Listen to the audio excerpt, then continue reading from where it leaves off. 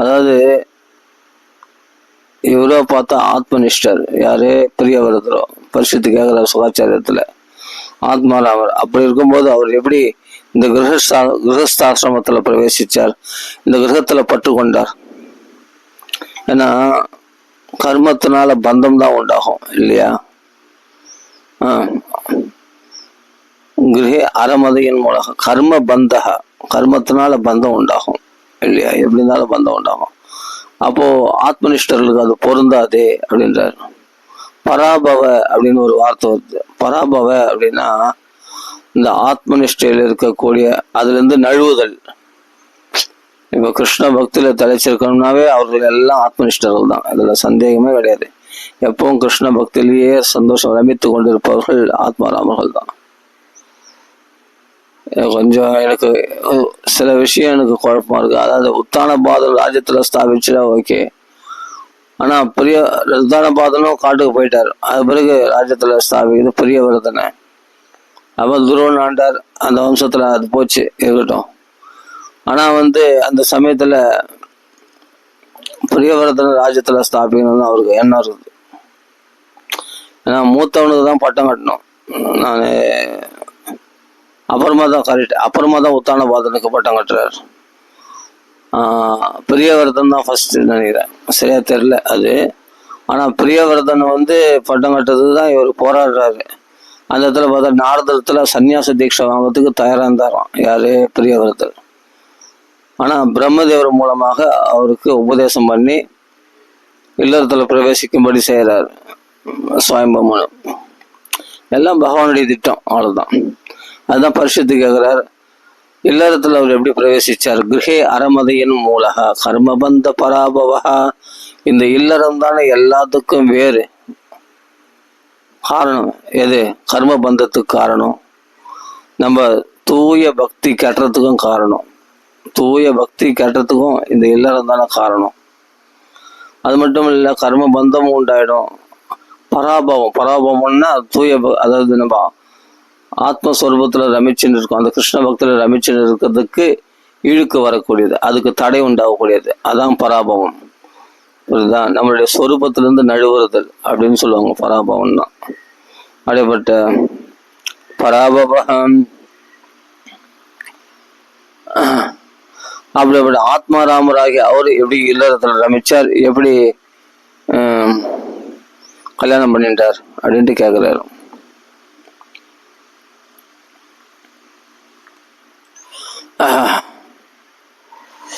தன்னுடைய சொரூபத்துக்கு இந்த பராபவ நிலை ரொம்ப மோசமான நிலை. பராபவன்றது என்னன்னா, நல்ல பக்தி பண்ணிட்டே இருப்பாங்க, ஒரு சின்ன ஏதாவது ஒரு மனஸ்தாபம் கோபமோ இல்லாட்டி ஒரு இச்சையோ உள்ள வந்துடுச்சுன்னா அது அப்படியே கெட்டுவிடும். அதான் பராபவம். தன்னுடைய பக்தியிலிருந்து நழுவுதல், அது யாருக்குமே ஏற்படக்கூடாது. அந்த சொரூபத்துக்கு திரஸ்காரம் உண்டாயிடும். அதுதான் அது. எதுக்கு காரணம்னா அந்த கிரகஸ்தாசிரமம் சொல்லவே வேணாம், பற்றுகள் அதிகமாக தான் இருக்கும் இல்லையா? மனைவியத்துல ஆசை, குழந்தைகள் இடத்துல குடும்பம், சொத்து சுகம் அப்படின்னு அதில் போயிடும். அது அப்படியே இழுத்து போயிடும். அப்போ கிருஷ்ண பக்தியில நம்ம தெளிச்சு நிற்க முடியாது. சரி, அதுதான் இங்க சொல்ல. அப்படிப்பட்ட மகா பாகவதர் ஆத்மாராமர் அவர் எப்படி இல்லறத்துல ரமித்தார் அப்படின்ட்டு கேட்கிறார். அது மட்டும் இல்லை, எல்லா சங்கத்தையும் ஒழித்து அதுவும் சன்னியாசி தீட்சை எடுத்துக்கிறதுக்கே தயாரான அவர் இது பொருந்தாதே, இல்லறத்துல அதிக பற்று வர்றதுக்கு காரணம் இல்லையே. ஆனா இல்லறத்துல அவர் ரமிச்சு அவர் பிள்ளைகளும் பெற்றுக்கொண்டு ராஜ்யத்தையும் நடத்தினாரு, உலகத்தையே ஆண்டாரு. அது எப்படி நடந்தது அப்படின்ட்டு பரிசுத்தி கேட்கிறாரு. நான் நூனம் முக்த சங்கானாம் தாத்ருஷானாம் துஜஷப கிரகேஷு அபினிவேஷோ அயம் பும்சாம் பவிதும் அர்ஹதி. இந்த ஸ்லோகம்லாம் படிக்கும்போது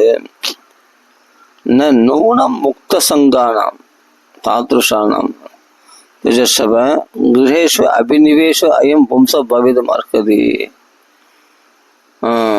நூனம், நிச்சயமா அவர் இல்லறத்துல இவ்வளோ ஈடுபாடோடு பிள்ளைகள்லாம் பெற்றுக்கொண்டு ராஜ்யத்தை ஆண்டு உலகத்தையே சக்கர அப்படியேப்பட்ட தன்னுடைய ரத பள்ளங்களால் சப்த தீபங்களை உண்டாக்குனவராச்சு. அப்போ இவ்வளோ வேலை செய்திருக்காருன்னா அப்போ அந்த அளவுக்கு ஈடுபாடாக செய்யறதுக்கு என்ன காரணம்? அப்போ அவ்வளோ பட்டுதல் இருக்கு அவருக்கு, பிரியவரதற்கு ஏதாவது சாதிக்கணும்னு, இல்லடி இல்லறத்தில் நல்லா ரமிக்கணும்னு, நிறைய பிள்ளைகளை பெற்றுக்கணும்னு. ஆனால் இதெல்லாம் செய்தார் என்ன? இதெல்லாம் செய்தாலும் அவர் ஆத்மாராமர் தான். நல்ல அவர்கள் தான் கர்மாவை நல்லா அனுஷ்டானம் பண்ணுவாங்க. மகான்கள், உண்மையான பக்தர்கள் அவர்கள் விதிக்கப்பட்டது கர்மாவை பர்ஃபெக்டாக செயல்படுவாங்க.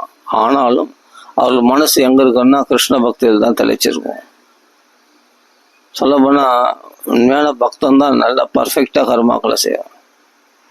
இது பகவான் கட்டளையாக எடுத்துக்கொண்டார்னா அதை பர்ஃபெக்டாக செய்வாங்க. அவர் சோம்பேறிகள் அல்ல, பக்தர்கள் சோம்பேறிகள் கிடையாது. பக்தர்கள் தான் சுறுசுறுப்பு, ரொம்ப அதிகமான சுறுசுறுப்பானவர்கள். அவர்கள் தான் பெரிய பெரிய காரியத்தெல்லாம் ஈஸியாக சாதிப்பாங்க. இப்போ ஸ்ரீல பிரபுபாதா பாருங்க, உலகம் முழுதும் போகிற சுற்றுற வயசு அவருக்கு 70 வயசு.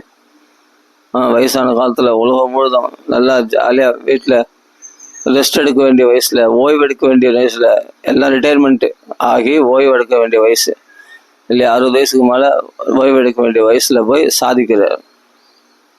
அப்போ அதுக்கு முன்னாடி தான் ரிட்டையர்மெண்ட்டில் இருந்தார்.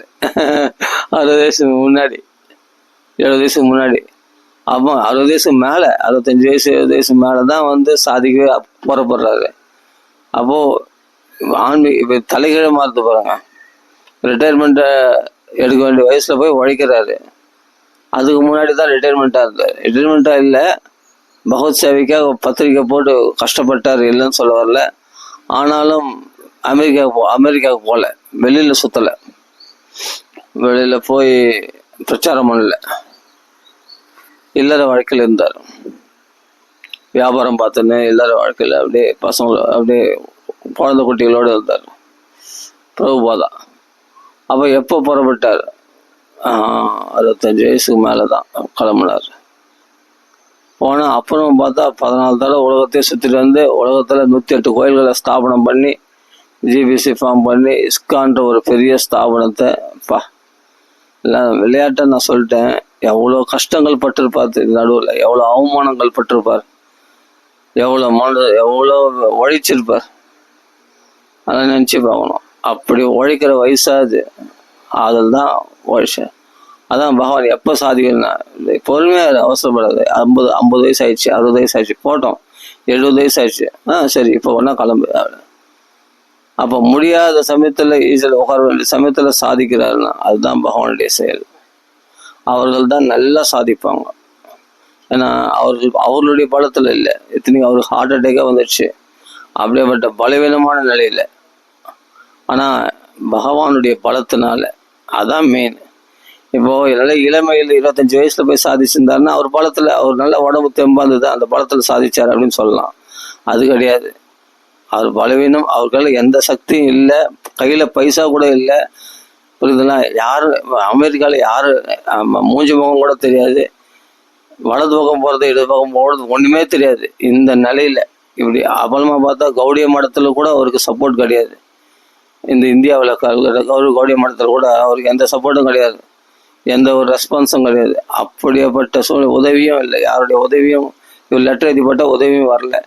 அப்படியேப்பட்ட சூழ்நிலை, எல்லாராலும் கைவிடப்பட்ட நிலையில்.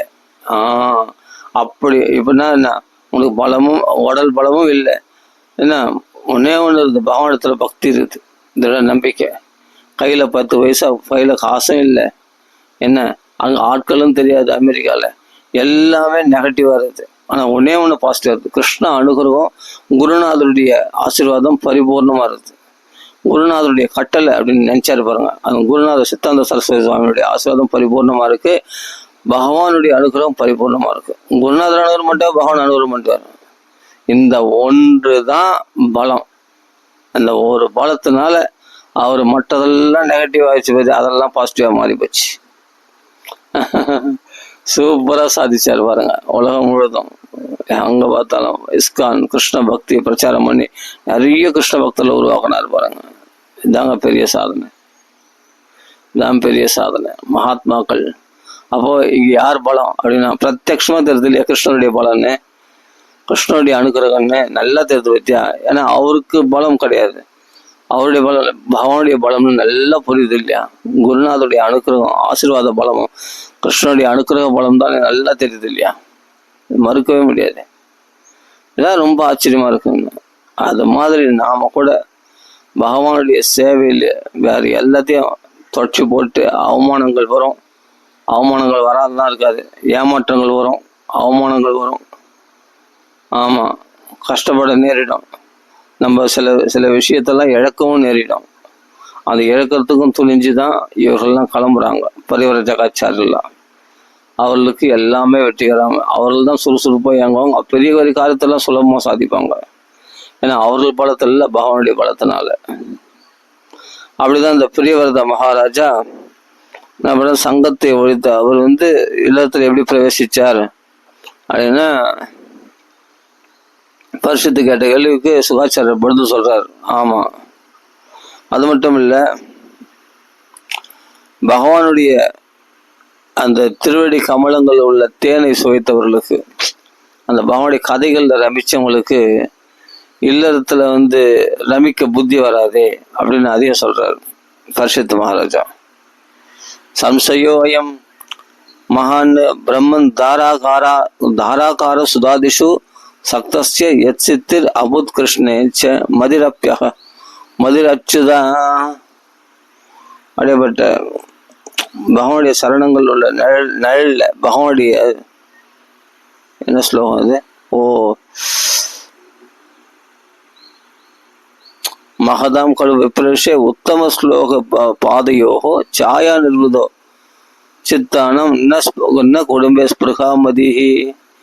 பகவான் திருவடி நிழல்ல சுகிச்சவங்களுக்கு, அதாவது கிருஷ்ண கதையில ரமிச்சவங்களுக்கு இவங்க இல்லறத்துல பட்டுதல் ஏற்படாது. இல்லறத்துல ரொம்ப பட்டுதலோடு ஈடுபட மாட்டாங்களே, இல்லறத்துல இந்த குடும்பத்துல ஆசை உண்டாகாது. அப்படியேப்பட்ட இவர் எப்படி இல்லறத்துல பிரவேசிச்சார் அப்படின்னு அந்த கேள்வியை திரும்பி கேட்கிறாரு. அது மட்டும் இல்ல, அது சொல்றாரு, சம்சயோயம் மகான் பிரம்மன் தாராகார சுதாதிஷோ சக்தஸ்ய யத் சித்திர் அபுத் கிருஷ்ணேச்ச மதிர் அச்சுதா. சரி, அப்படிதான் அவர் இல்லறத்துல பிரவேசிச்சார், இல்லறத்துல ரமித்தார், ராஜத்தை ஆண்டார், எல்லாம் பண்ணார். அப்ப மறுபடியும் அவைகள்லாம் விட்டுட்டு திரும்ப கிருஷ்ண பக்திக்கு வந்தாலும் சொன்னீங்களே, அந்த இல்லறத்தில் உள்ள பட்டுதல், இந்த ராஜ்ய சௌக்கியங்கள், சொத்து சுகங்கள், இவைகள்லாம் பகவானத்துல கிட்ட நெருங்க விடாது. ஏன்னா 10 ரூபாய் கூட இழக்கிறதுக்கு மனசு வராது. எல்லாம் சொத்து சுகம்லாம் அனுபவிச்சுன்னா, அந்த இந்திரிய சௌக்கியங்களை அனுபவிச்சிட்டோம்னா, அதனுடைய சௌக்கியத்தை நம்ம தெரிஞ்சுன்னா அப்புறமா அது இழக்க மனசு வராது. அந்த வசதிகளை நல்லா கம்ஃபர்டபுளாகவே வாழ்ந்துட்டு அன்கம்ஃபர்டபுளாக நம்ம வாழணும், தவஸ் வாழ்க்கை வாழணும், எப்படி முடியும்? முடியாது இல்லையா? திடீர்னு வீட்டை விட்டு வெளியே வா, கிருஷ்ண பக்தி போ, பகவானுக்காக உங்க வாழ்க்கையை அர்ப்பணம் பண்ணு, வேலை வெட்டிலாம் விட்டுடு, எல்லாத்தையும் விட்டுடு, இல்லறத்தெல்லாம் விட்டுடு, மனைவி குழந்தைங்களாம் விட்டு வா அப்படின்னா வர முடியுமா? இத்தனை நாள் எல்லாத்தையும் அனுபவிச்சுட்டு திடீர்னு ஒரு நாள்ல விடுன்னா எப்படி விட முடியும்? எப்படி அந்த பட்டத்தில் விட முடியும்? ஆனா இவர் விட்டாரே, பரிவர்த்தனை அத்தனையும் ஒரு நிமிஷத்துல தூக்கி எறிஞ்சிட்டு மலவத்து உத்தம ஸ்லோக லாலசா, அத மலத்துக்கு சம்மன் நினைச்சு தூக்கி போட்டு வந்தாராம். பின்னாடி வருது ஸ்லோகம். அப்ப எப்படி எல்லா ஆத்மாராமர் ஆன அவர் இல்லறத்துல பிரவேசிச்சதே ஆச்சரியமா இருக்குது. அப்படியே இல்லறத்துல பிரவேசிச்சு அதிகமான பட்டுதல் இருந்தாதான் நிறைய குழந்தைகளை பெற்றுக்க முடியும். அது மட்டும் இல்ல, ராஜ்யத்தை நல்லா தன்னுடைய ராஜ்யத்தை சப்தத்வீபத்துக்கும் விஸ்தாரப்படுத்தினாரு. சப்தத்வீபத்திலே தன்னுடைய ராஜ்யத்தை ஸ்தாபிச்சாரு. அப்படியேப்பட்டவர் ஒரு நிமிஷத்துல இவ்வளோ பெரிய சாதனை சாதிச்சு, இவ்வளோ பெரிய ராஜ்யத்தை ஆண்டு, இவ்வளோ செல்வ செழிப்போடு இருந்துட்டு, திடீர்னு இவ்வளோ பெரிய பதவியில் இருந்துட்டு திடீர்னு எப்படி எல்லாத்தையும் விட்டு வர முடியும் அவரால்? இதுவும் ஆச்சரியம், அதுவும் ஆச்சரியம். ஆத்மாராமரா இருக்கிறது இல்லத்துல பிரவேசிக்கத்தான் ஆச்சரியம். இல்லத்துல பிரவேசிச்சு ராஜ்யத்தை ஆண்டு எல்லா பற்றுகளோடு இருந்துட்டு திடீர்னு எல்லாத்தையும் ஒரு நிமிஷத்துல தூக்கி போட்டு பகவத் பக்திக்கு வரதுதான் ஆச்சரியம். இது எப்படி நடந்தது அப்படின்ட்டு பரிசுத்து கேட்கிறாரு.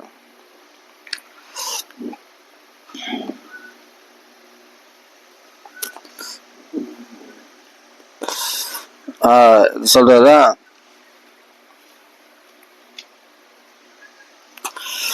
அது பகவானத்துல அதுவும் திருட பக்தி பண்ணியிருக்காராம். அது மட்டும் இல்லை, பக்தி பண்ணதில் பகவான் திருவடியும் அடைஞ்சிருக்காரு, மோட்சத்தையும் அடைஞ்சிருக்காரு அவர்.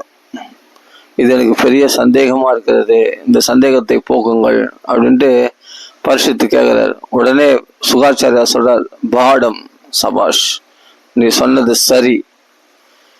ஆமா, பகவானுடைய பக்தியில திளைச்சவனுக்கு, பகவத் பக்தியில ரமிச்சவனுக்கு மற்ற விஷயங்கள் ஆசை உண்டாகுதுன்றது சத்தியம். அதுவும் அது தேன் போல பகவானுடைய அந்த திருவடி நிழலில் ரமிச்சவனுக்கு, நிச்சயமா அந்த ரசத்தில் ஈடுபட்டவனுக்கு. ஆனா அவன் இல்லத்துல பிரவேசிக்க கூடாதுதான். ஆனா இது இவனுடைய இஷ்டம் கிடையாது, தேவதைகளுடைய இடையூறு, புரியுதுங்களா? அதனால பக்தி தடைப்படலாம். அப்படிப்பட்ட பரதயோகேஸ்வரருக்கே நல்லா தூய பக்தி பண்ணணும், இல்லறம் இடையூறு சொல்லிட்டு தான் காட்டுக்கு வந்தாரு. ஆனா அங்க எப்படி வந்தது? தடங்கள் வந்தது. என்ன? ஒரு மான் நிமித்தமாக. அது மாதிரி இங்க இவருக்கு பிரம்மதேவர் நிமித்தமாக இவருடைய ஆத்மனிஷ்டைக்கு ஒரு தடை உண்டாகுது. ஏன்னா பிரஜா சிருஷ்டி ஆகணுன்றது பகவானுடைய சங்கல்பம். அந்த பகவத் சங்கல்பத்தை அனுசரிக்கிறதுனால சில இடையூறுகள் வரும். ஆனா இடையூறு வந்தாலும் தங்கள் பக்தி அவர்கள் விட மாட்டார்கள். ஏன்னா பக்தின்றது நம்ம சொரூபம். இந்த கர்ம பந்தன்றது இது இடையில வந்தது, அது இடையூறா தான் இருக்கும். ஆனா அது சொரூபம் ஆகாது. நம்மளுடைய சொந்த ஸ்வாம் அப்படின்னு பதம் இருக்குங்க. சிவதமம், மங்களகரமான பாதை எதுன்னா இந்த ஆத்மாவில ரமிக்கிறது தான், அதாவது கிருஷ்ண பக்தியில ரமிக்கிறது தான். அப்படி சொன்னாதான் உண்மையிலேயே கிருஷ்ண பக்தர்கள் தான் உண்மையான ஆத்மாராமர்கள். அப்போ அந்த பகவத் பக்தியில் உள்ள அந்த தேனை சுவைச்சவங்களுக்கு, அந்த பகவத் கதையில ரமிச்சவங்களுக்கு ஒரு பொழுதும், ஏன்னா அது சொந்த சொத்து, அது மற்றதெல்லாம் வாடகை சொத்து. அதனால இல்லறத்துல பிரவேசிக்கிறதோ ராஜத்தை ஆடுறதோ அதெல்லாம் நடுவில் வந்தது. அது என்னன்னா அதுல பட்டதெல்லாம் இருக்க மாட்டாங்க. தன் சொந்த சொத்தை விட்டுட்டு அற்பமான விஷயத்துல ஈடுபட மாட்டாங்க மகாத்மாக்கள். அதுதான் இங்க சொல்றாரு. இங்க ரொம்ப அருமையா இருக்கும்.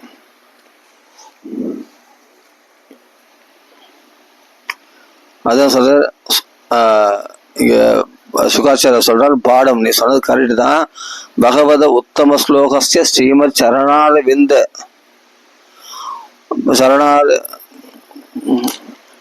சரணால விந்த மகரந்த ரச ஆவேசித சேதசா. பகவான் திருவடி கமலங்கள்ல உள்ள மொட்டு, அந்த மொட்டுல உள்ள தேனு, அந்த ரசத்தை அப்படின்னா என்ன அர்த்தம்? பகவான் திருவடிகளிலிருந்து வரக்கூடிய தேன் அர்த்தம். பாகவத் கதை தான். இந்த கிருஷ்ணனுடைய பெருமைகள், பகவத் பக்தி, இந்த ரசத்துல அதை சுகிச்சவனுக்கு அந்த மகரந்த ரச ஆவேசித சேதசோ பாகவத பரமஹம்ச தைத கதாம் கிஞ்சித் அந்தராய விகிதாம் ஸ்வாம் சிவதமாம் பதவி ந பிராயேன ஹின்பந்தி. அநேகமான பெரும்பாலும் நிச்சயமா விட மாட்டார்கள். அதை நினைச்சிட்டாங்கன்னா அடுத்த நிமிஷம் இல்லறத்தெல்லாம் தூக்கி போட்டு போயிடுவாங்க. அது ஆசிரியர் அங்கே ஆரம்பிக்கிறது பகவான் புல்லாங்குழல் ஊதுறான்னா அடுத்த நிமிஷம் கண்ணில் மைத்திட்டாரு, ஒரு கண்ணில் மைத்திட்டா உனக்கு கையில் மைத்திட்டாம போயினேன்ட்டா பாடுங்க. கணவனுக்கு இப்போ சாப்பாடு பரிமாறி கொண்டு இருந்தவன் டக்குன்னு அப்படியே விட்டுட்டு போயிட்டான். சாப்பாடு போட்டா குழம்பு ஊத்தலை, உடனே போயிட்டான். குழந்தைக்கு பால் குத்துனே இருக்கிறா, அது குழந்தை சாப்பிட்டு திருப்தியா பால் குடிச்சு வயிறு நிரம்பல, அதுக்குள்ள அந்த குழந்தை கீழே விட்டு அப்படியே அந்த கோபிக்கு ஓடிட்டான். பாதி வேலையில அப்படியே விட்டு விட்டாங்க. மாடு பால் கறந்துருந்தவ அந்த சொம்பு அப்படியே போட்டு போயிட்டான். கோபிகள் என்னன்னா, எது வரைக்கும் இந்த கர்மாக்கள்னா தன் சொந்த ஸ்வரூபத்தை, இதெல்லாம் நம்ம கர்மாவே கிடையாது, இதெல்லாம் ஒரு மாயை. நமக்கு இந்த கர்மா, இந்த செயல்கள்லாம், இந்த பந்தங்கள்லாம், இந்த குடும்பம்லாம் இதெல்லாம் இடையில வந்தது, நடுவுல இந்த பிறவியில வந்தது. ஆனா ஸ்வாம் சிவதமாம், நம்மளுடைய சொந்த சொத்தாக்கிய கிருஷ்ண பக்தி அப்படின்றது நம்மளுடைய சொரூபம்.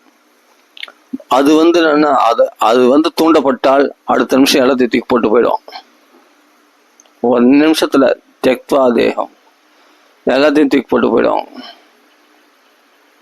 சர்வதர்மான் பரித்தேச்சு மாம்பியகம் சரணம் ஜான்ட்டு பகவான் சொல்லணும்னு அவசியம் இல்லை, தன்னாலே விட்டு போயிடும். எல்லா தர்மத்தையும் தூக்கி போட்டு வரும். சர்வதர்மம் பரித்தேச்சு. ஆமா, புரோஜித கைதவா, இந்த கபட தர்மங்கள்லாம் புரோஜித தூக்கி போட்டுருவாங்க பக்தர்கள், அப்படி இருப்பாங்க. அதனால இங்க சொல்றார், அதுதான் சுகாச்சாரி இங்க சொல்றார். அதனால ஏதோ விக்னத்தினால நடுவில் தடை வந்தது, ஆனா அது சொரூபம் இல்லை, அது இடைகிறது அப்படின்னு தெரிஞ்சு கூட, ஆனா மிக்க தன் சொந்தமான இடமாகிய கிருஷ்ண பக்தி அதுதான் நம்மளுடைய உண்மையான ஸ்வரூபம். அதுவும் பரம மங்களகரமானது. அதுதான் சிவதமாம் அப்படின்றார். சுவாம்னா தன் சொந்த சொத்து கிருஷ்ண பக்தின்றது. ஆமா, சிவதமம் பரம மங்களகரமானது. அதுதான் பதவியும் ந பிராயணகின் வந்து அப்படி மோட்சத்துக்கு மார்க்கமா இருக்கக்கூடிய அப்படியேப்பட்ட பதவி, அந்த பதவியை கொடுக்கக்கூடியது. அந்த பாகவதர்கள் என்ன பண்ணா பரமஹம்சர்களுக்கு, அதாவது உலக விஷயத்துல நம்பிக்காம பகவத் விஷயத்துல மட்டும் நம்பிக்கின்ற பரமஹம்சர்கள், ஹம்சபக்ஷி எப்படி பாலம் தனி வச்ச பாலம் மட்டும், அப்படியேப்பட்ட பரமஹம்சர்கள் ஆகிய இது போல பிரியவர்தர் போன்ற பரமஹம்சர்களுக்கு, சுகாச்சாரம் போன்ற பரமஹம்சர்களுக்கு ரொம்ப பிரியமுள்ள பகவானுடைய கதையை இங்க என்ன சொல்றாரு, பிராயேன ஹின்வந்தி, பெரும்பாலும் அவர்கள் விடவே மாட்டார்கள். அப்படின்னா பெரும்பாலும்னா முக்காவாசி, சில பேர் தான் இதுல இல்லறத்துல போய் விழுந்து ஆத்மநாமரா இருந்தும் இல்லறத்துல போய் விழுந்து சில பேர் தவறி போறதும் உண்டு, அது யாரோ சில பேர். ஆனா பெரும்பாலும் இந்த கிருஷ்ண பக்தியில ரமிச்சவங்க நடுவில் இடையூறு ஏற்பட்டாலும் அந்த இடையூறுகளை அடுத்து அந்த இடையூறுகள் வந்தாலும் அதையும் மீறி அவர்கள் கிருஷ்ண பக்தி வருவாங்க. ஆமா, மறுபடியும் கிருஷ்ண பக்திக்கு வந்து ரமிப்பாங்க. அதை நினைச்சிட்டாங்கன்னா நம்ம ஏற்கனவே இந்த கிருஷ்ண பக்தியில் எவ்வளவு சந்தோஷம் அனுபவிச்சோம், இந்த இல்லறத்துல சந்தோஷமே இல்லையே அப்படின்னு நினைச்சு அடுத்த நிமிஷம் நினைச்சா அடுத்த நிமிஷம் எல்லாத்தையும் தூக்கி போட்டு வந்துருவாங்க பகவத் பக்தி. அப்படிதான் பிரியவிரதர் வந்தார் அப்படின்னு சுகாச்சாரியார் சொல்றார். சரி, அது இடையூறு எதனால் ஏற்பட்டது அப்படின்னு பார்த்தா, இவர் பிரியவிரதர் சன்னியாச தீட்சை எடுத்துக்கிறது தயாரா இருக்கிறாரு. சன்னியாசம் எடுத்துட்டா இனிமேல் அப்பா சுவாயம்பு மனு நிர்பந்தப்படுத்த மாட்டார், கல்யாணம் பண்ணிக்கோ, ராஜ்யத்தை ஏத்துக்கோ. ஏன்னா இவருக்கு வந்து என்னன்னா குருகுல வாசம் பண்ணவர், எல்லா வித்தைகளையும் கற்றவர், வில் வித்தை எல்லா தகுதிகளும், ஒரு ராஜாவா இருக்கக்கூடிய எல்லா தகுதிகளும் பரிபூர்ணமா இருக்கான் பிரியவர்தனுக்கு.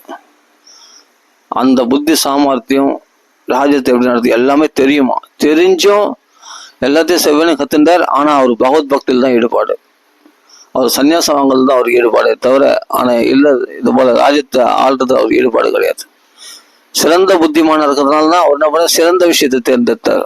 பகவத் பக்தி தான் உண்மையானது, இல்லை இல்லறம் வந்து பந்தத்தை உண்டு பண்ணக்கூடியது அப்படின்னு சொல்லிட்டு பகவத் பக்தியை தேர்ந்தெடுத்துன்னு போறாரு. ஆனா சுவாயம்பு மனுக்கு அது விருப்பம் இல்லை, அவர் சன்னியாசத்துக்கு பிடிக்கல. அதனால எத்தனையோ கெஞ்சுறாரு பிள்ளைடத்துல. ஆனா பிரியவரதன் என்ன பண்றாரு, அப்பா பேச்சு கேட்கறதா நாரதர் பேச்சு, நாரதர்கள் சன்னியாசம் வாங்கிக்கிறதா அப்படின்ட்டு ஒரே குழப்பத்தில் இருக்காரு. இப்பதான் சுவாயம்பு மனுடைய நிலைமையை புரிஞ்சுட்டு, சுவாயம்பு மனு யாரு, பிரம்மதேவருடைய புத்திரர். அப்ப பார்த்தா, ஆஹா, இந்த பிரியவரதனும் போயிட்டானா உலக சிருஷ்டியா ஏற்படாது. இப்ப பிரியவரதன் மூலமா தான் சந்ததிகள் விருத்தி ஆகணும், உலகத்துல நிறைய மக்கள் தொகை பெருகணும், சிருஷ்டி அதிகமாகணும். அப்படின்றதுனால அவருடைய காரியத்தை சாதிக்கிறதுக்காக பிரம்மதேவர் என்ன பண்ணாரு, உடனே நேரா வந்துட்டார், அம்ச வாகனத்துல வந்து இறங்கி பிரியவர்தனுக்கு உபதேசம் பண்றாரு. அப்பா, உண்மையிலேயே உனக்கு பட்டுகள்லாம் கழண்டு போச்சா, பட்டுகள்லாம் கழண்டு போச்சுன்னா நீ இல்லறத்திலே இருக்கலாமே. அப்ப இந்த எல்லோரும் மனசை ஜெயிச்சவனுக்கு இல்லறத்துல இருந்தான்னா காட்டுல இருந்தான்னா சன்னியாசம் ஆனான்னா நீ இல்லறத்திலே இருக்கலாமே. நீ மனசை ஜெயிக்கல, பட்டுதல் விலகன்னா காட்டுக்கு போகாத ஆபத்து, சன்னியாசம் எடுத்துக்காத ஆபத்து. ஏன்னா அங்க போய் வந்து உனக்கு பட்டுதல் வந்துச்சுன்னா சன்னியாச ஆசிரமத்துக்கே நீ வந்து இழுக்கு இல்லையா, அது சன்னியாச ஆசிரமத்துக்கு சன்னியாச தர்மத்துக்கே துரோகம் பண்ற மாதிரி. அதனால மனசை ஜெயிச்சவன் வீட்டுல இருந்துனே பக்தி பண்ணலாமே, மனசை ஜெயிக்காதவன் சன்னியாசம் வாங்கி கூட என்ன பிரயோஜனம் அப்படின்ட்டு சொல்றார் பிரம்மதேவர். அது மட்டும் இல்ல, நீ எப்பொழுதும் பகவானுடைய பக்தியிலேயே ரமிச்சு ஆத்மனிஷ்டையில் இருக்கக்கூடியவன். உன்னை வந்து இந்த மாயை, இந்த இல்லற தர்மமானது உன்னை என்னமா பந்தபத்திரம். அதாவது கோட்டைக்குள்ள இருந்து சண்டை போடுறவன் எப்படி எதிராளிகளை சுலபமா ஜெயிச்சிட முடியுமோ, அது மாதிரி நிராயுதபாணியன் எல்லா இடத்துலும் நடுவில் இருந்து தனிமையில சண்டை போறவன் ஜெயிக்க முடியாது. மாட்டிப்பான். ஆனா கோட்டைக்குள் தன்னுடைய கோட்டைக்குள்ள இருக்கிறவன் ஈஸியா ஜெயிச்சிடுவான் எதிராளிகளை. அதுதான் அது மாதிரி கிருஷ்ண பக்தின்ற கோட்டைக்குள்ள அவன் திருவடி கமலங்களை ஆசிரிச்சிருக்கிற அவன் சரணாகதி அடைஞ்சிருக்கிற அந்த கோட்டைக்குள்ள கிருஷ்ண பக்தின்ற கோட்டைக்குள்ள இருந்து இந்த 6 சத்துருக்களை காம குரோத லோக மோகம் மதம் ஆச்சரியம் அப்ப 6 இந்திரியங்களை கண் மூக்கு வாய் அது போல 5 இந்திரியங்களை எல்லாத்தையுமே ஜெயிக்க முடியுமாப்பா உன்னால அப்படின்ட்டு பிரம்மதேவர் சொல்றாரு. அதனால நீ இல்லறத்திலே இருக்கலாமே அப்படின்னு சொல்றாரு.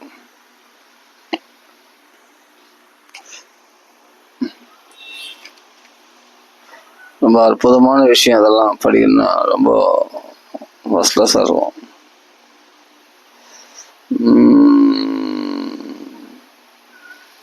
ஆனால் பகவானால் வகுக்கப்பட்டதை ஒரு மனுஷனால் மாற்ற முடியாது.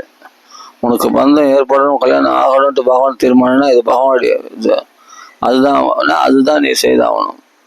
நம்ம சாமர்த்தியத்தினால் அதை மாற்ற முடியாதுப்பா அப்படின்னு நமக்கு சோகமோ மோகமோ பயமோ என்ன கொடுக்குறானோ பகவான் அதை அனுபவிச்சு தான் இருக்கணும், அதை அனுபவிச்சு தான் தீர்க்கணும். புரியுதா? நான் அதை சுமக்க மாட்டேன், நான் அந்த துன்பங்களை ஏற்றுக்க மாட்டேன் அப்படின்னு சொல்ல முடியாது அப்படின்னு பிரம்மதேவர் உபதேசம் பண்றார். அப்புறம் அதான் சொல்றாரு இங்க,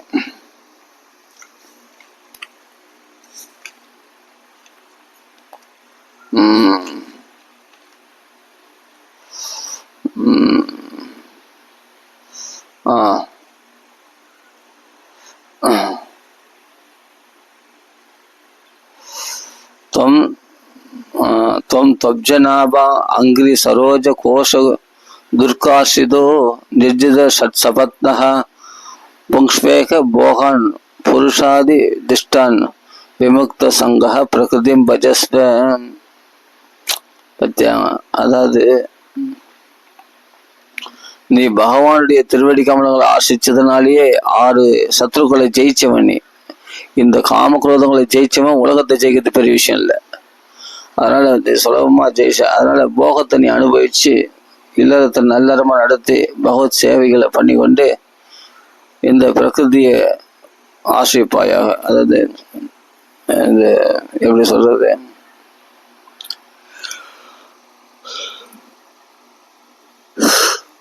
இங்க என்ன பதம் போறாரு பாருங்க. துவப்ஜநாப, அந்த பத்மநாபனுடைய துவப்ஜநாப அங்கிரி சரோஜ கோஷ துர்காசிதோ அப்படின்ற அந்த பத்மநாபன சரணார விந்த மொட்டாகிற துர்க்கத்தை ஆசிரித்தவனா இருக்கிற நீ. அதனால நீ ஏற்கனவே நிர்ஜித சத்சபத்னகா, நீ ஏற்கனவே 6 சத்ருக்களையும் ஜெயிச்சவன். நீ காம குரோத லோப மோகம் மதம் ஆச்சரியம் 6 சத்ரு 6 இந்திரியங்களையும் ஜெயிச்சவன். நீ மனசோடு கூடிய 6 இந்திரியங்களை ஜெயிச்சவன். நீ அப்படிப்பட்ட பகவானால கொடுக்கப்பட்ட புங்ஸ்வேக போகான் புருஷாதி திஷ்டான்னா ஈஸ்வரனால கொடுக்கப்பட்ட அந்த போகங்களை இந்த கிரகஸ்தாசிரமத்துல இருந்து அனுபவித்து விட்டு அதுக்கு பிறகு விமுக்த சங்கா பிரகிருதியும் பஜஸ்ப, பிறகு சங்கத்திலிருந்து விடுபட்டு நீ ஆத்மஸ்வரூபத்தை பஜிப்பாயாக. உன்னுடைய ஆத்மஸ்வரூபமாகிய அந்த பகவத் பக்தியில நீ பஜிப்பாயாக, வழிபடுவாயாக. பிறகு கிருஷ்ண பக்தியில நீ தெரிஞ்சு அப்ப ரிட்டையர்மெண்ட். இளம் வயசுல நல்ல ராஜ்யத்தெல்லாம் ஆண்டு சந்தோஷமா இருந்துட்டு கடைசியில் எல்லா போகங்களும் அனுபவிச்சு கடைசியில நீ ரிட்டையர்மெண்ட் காலில் பகவானை பஜ்ஜி ஒன்று யார் வேணான்னு சொன்னது. இப்ப பகவத் பக்தி வெள்ளி இல்லறத்துக்கும் போது பகவான் தான் நல்லா ஆசிரிச்சு எல்லாத்துலயும் பக்தி பண்ணலாம். இல்லத்தை விட்டு தொடர்ந்து கடமைகளை முடிச்சுட்டு அப்புறமா பக்தி பண்ணலாம் நீ. அதனால பகவானை ஆசிரிச்ச உனக்கு, காமக்ரோதங்களை ஜெயிச்ச உனக்கு இந்த இல்லறம் ஒன்னா பண்ணிடும், உன்னை என்னமா பந்தப்பத்துட்டோம் அப்படின்ட்டு பிரம்மதேவர் எப்படியோ பிரெயின் வாஷ் பண்ணிட்டாரு. பண்ண உடனே பார்த்தாரு, நான் இல்லறம் பெருசாகிடு இல்லை துறவரம் பெருசா நான் பேச வரல, பெரியவங்க பேச்சு கேட்கறதுன்னு முடிவு பண்ணிட்டேன்னு சொல்லி பிரம்மதேவர் வார்த்தையை சிறமேற்கொண்டு உடனே ராஜ்யத்தை எடுத்துக்கிறாரு, கல்யாணம் பண்ணிக்கிறாரு. கல்யாணம் பண்ணிட்டு ராஜ்யத்தை ஏத்துட்டார். அப்ப பிரியவரதனுக்கு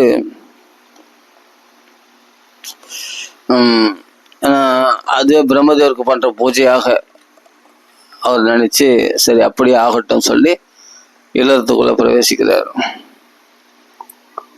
அப்போ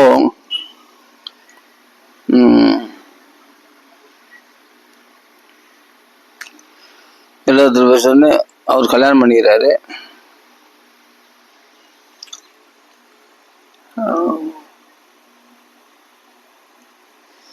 புத்திரனை வந்து பிரியவர்தனை பட்டம் கட்டிட்டு அவருடைய மனோரதம் நிறைவேறினவராக சுவாயம்பு மனு என்ன பண்றாரு, நாரதத்துல போய் தீட்சை வந்து சுவாயம்பு மனு இப்போ தீட்சை எடுத்துறாரு. சுவாயம்பு தான் ஆசைப்பட்டார், நான் சன்னியாசம் மேற்கொள்ள வேண்டியிருக்கு, நீ போய் சன்னியாசம் மேற்கொண்டு இருக்கிறியே அப்படின்ட்டு பிரியவர்தன் போய் கேட்கிறாரு. பிரியவர்தன் அதான் பிரம்மதேவர் சொன்னதுனால ஏத்துட்டாரு இல்லறத்தை. இப்ப என்ன பண்ண, சுவாயம்பு மனு சன்னியாசம் மேற்கொள்றாரு தன் மனைவியோட போய். அப்ப நாரதத்துல உபதேசம் பெறுகிறார். அப்போ நாரதுடைய அனுமதியினால பிரியவர்தனை இந்த பூமண்டலத்துக்கு அதிபதியா சக்கரவர்த்தியா ஸ்தாபிச்சிட்டாரு.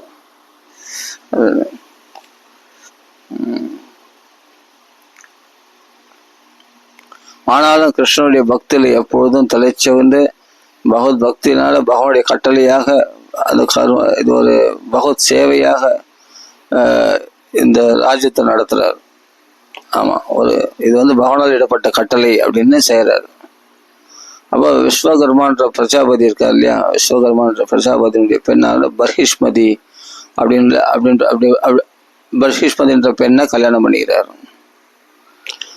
அவரிடத்துல வந்து தனக்கு சமமான இவருக்கு சமமான நல்ல குணங்கள், நல்ல ஒழுக்கங்கள், அதே மாதிரி நல்ல செயல்திறன் படைத்தவர்கள், நல்ல அழகு, நல்ல வீரம், இவைகள்லாம் கொண்டவர்களாகிய 10 புத்திரர்களை பெற்றெடுக்கிறார்.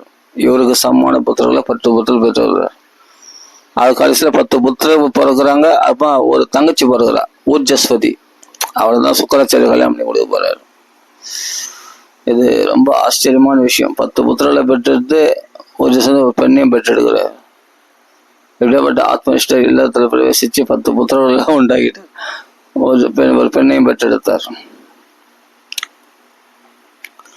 அதுல அவங்க பேர்லாம் வந்ததுன்னா ஆக்னித்ரன், இத்மஜிக்வன், யக்ஞபாகு, மகாவீரன், ஹிரண்யரேதஸ், கிருதபிருஷ்டன், சவணன், மேதாதிதி, வீதிஹோத்ரன், கவி என எல்லாமே அக்னி பகவானுடைய பெயர்கள் உள்ளவர்கள். அவங்களாம் அவர்களுக்குள்ள கவி, மகாவீரன், சவணன் இந்த 3 பேருமே நித்திய பிரம்மச்சாரிகள். அவருக்கு ஏதாவது இல்லறத்துக்கு ஈடுபடுறதில்லை, ராஜ்யத்தை ஏற்றுக்கிறதில்லை அப்படின்னு சொல்லிட்டு அவர் பிரம்மச்சாரிகளாக சன்னியாசிகளாகவே ஆயிட்டாங்க. ஆமாம், நித்திய பிரம்மச்சாரிகளாக சன்னியாசிகள் ஆகிட்டாங்க. அவங்க ஊர்த்துறை தஸ்கள் ஆகிட்டாங்க. அவங்க கவி, மகாவீரன், சவணன் 3 பேர். 10 பேர்ல 3 பேர் போயிட்டாங்களா. அவர்கள் வந்து குழந்தை பருவம் தொடங்கிய ஆத்ம வித்தியில தான், இந்த கிருஷ்ண பக்தியில அந்த ஆத்ம வித்தியில ஈடுபடுறது தான் அவங்க ரொம்ப நோக்கம் கொண்டவர்களாக. ஏன்னா பிரியவர்தரே ஆத்மராமரா இருந்தார். அவர் கிருஷ்ண பக்தன். அந்த புத்தி வந்து 3 பசங்களுக்கும் அப்படியே வந்துடுச்சு. கல்யாணம் பண்ணி கூடாதுன்னு நினைச்சார் இல்லையா பிரியவர்தர். அந்த அந்த நிலையில தானே அவர் பிள்ளைகளை பெற்றெடுத்தார். அந்த 3 பிள்ளைகளும் அதே மாதிரி பிரியவர்தர் மாதிரி அதுவும் அவர்களும் ஆத்மனிஷ்டையில நல்லா பழக்கப்பட்டவர்களா இருந்தாங்க. அப்படி ஆத்மராமர்ல இருந்தாங்களாம் 3 பேரும். அவர்கள் ஊத்துறை அதாவது பிரம்மச்சாரிகளா இருந்திருக்காங்க, சன்னியாசிகளாக. அதே மாதிரி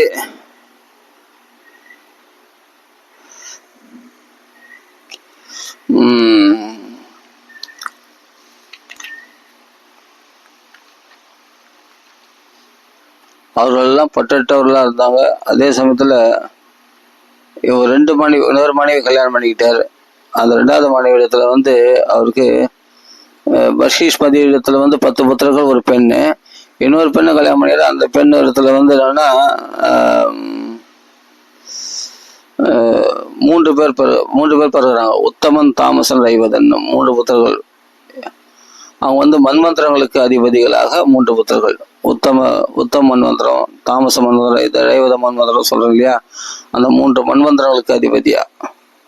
அதே சமயத்துல இந்த 7 புத்திரர்கள் இருக்காங்க இல்லையா, 10 புத்திரம் 3 பேர் தான் ராஜ்யத்தை ஏற்க மாட்டோம், நான் கல்யாணம் பண்ணி மாட்டோம், நாங்கள் நித்திய பிரம்மச்சாரிகளாக சன்னியாசம் பகவத் பக்தியில் ஈடுபட போறோம், தூய பாகவத தர்மத்தில் ஈடுபட போறோம்னு சொல்லிட்டாங்களே.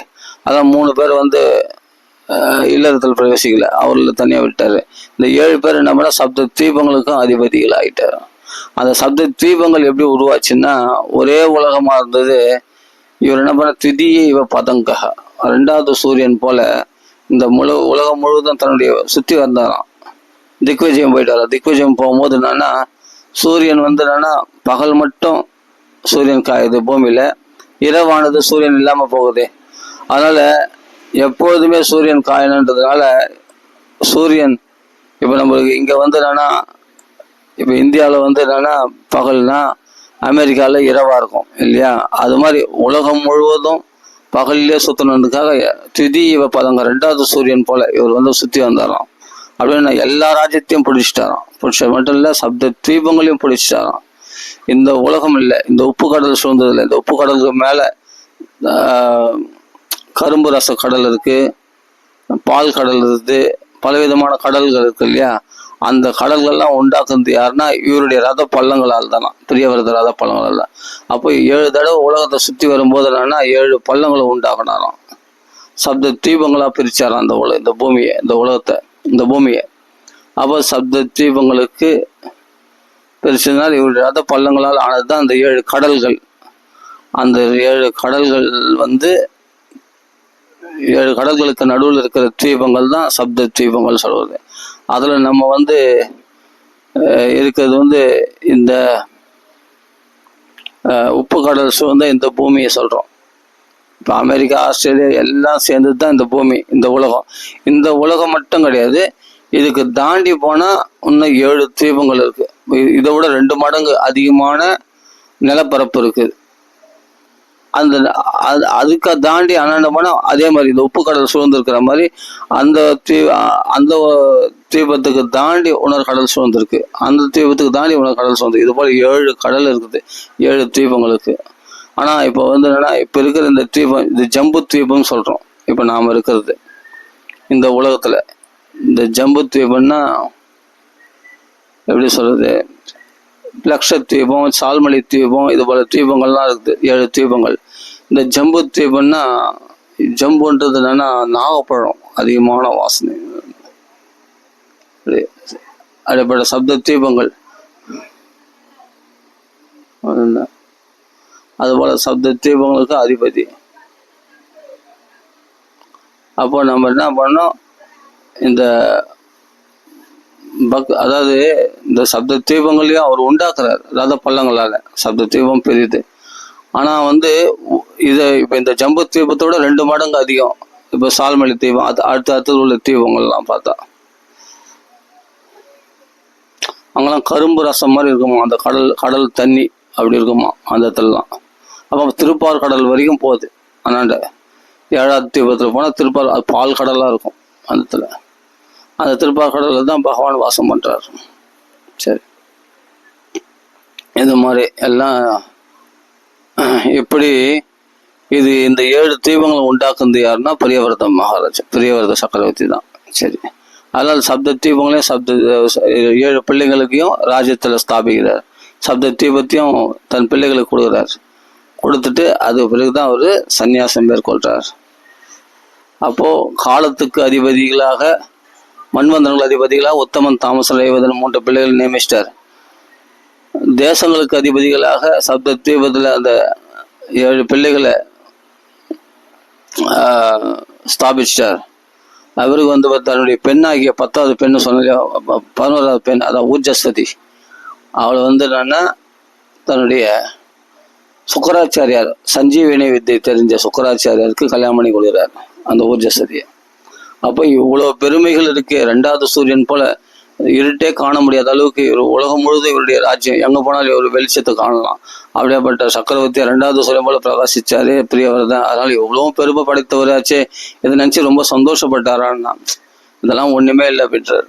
பகவான் நாமா அவர் கிருஷ்ண பக்தியில் தெளிக்கிறது தான் சந்தோஷமா நினைச்சாரே தவிர இதெல்லாம் ஒரு பெரிய சாதனையா நினைக்கலையா.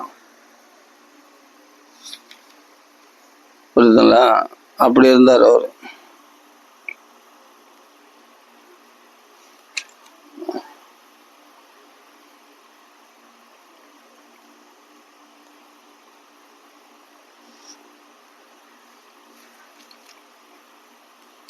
அதுதான் அவர் சொல்றாரு. அது அந்த ஸ்லோகம் எங்கே வருது, டக்குன்னு டிக் பண்ணி வச்சுட்டா டக்குன்னு வரும். பகவானுடைய நாமத்தை சொல்கிறோம், எதை விட முடியாது, எதை சாதிக்க முடியாது. நைவம் பித புருஷகார, அதான் சூப்பரான ஸ்லோகம் அது.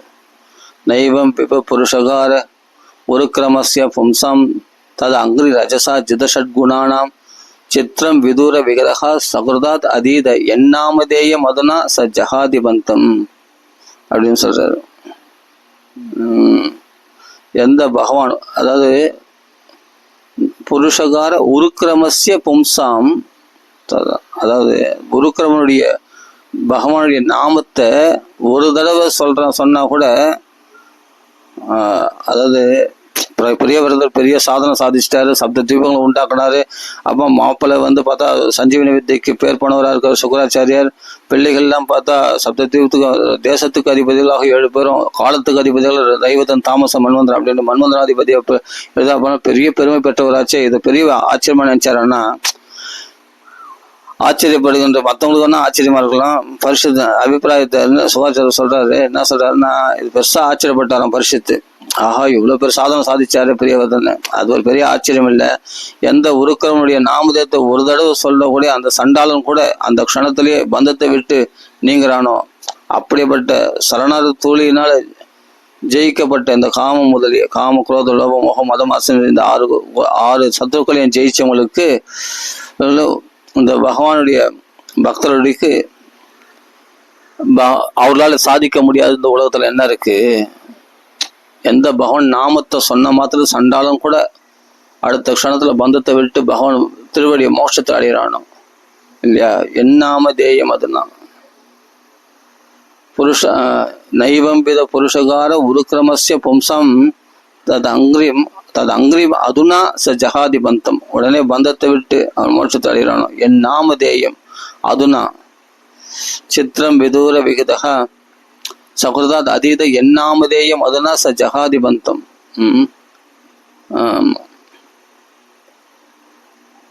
அதனால் பகவான் திருவடிகள் ரமிச்சவங்களுக்கு சுலபமா இந்த காமக்ரோதம் என்ற 6 சத்துக்களை ஜெயிச்சவங்களுக்கு இது ஒரு பெரிய ஒரு சாதனை கிடையாது.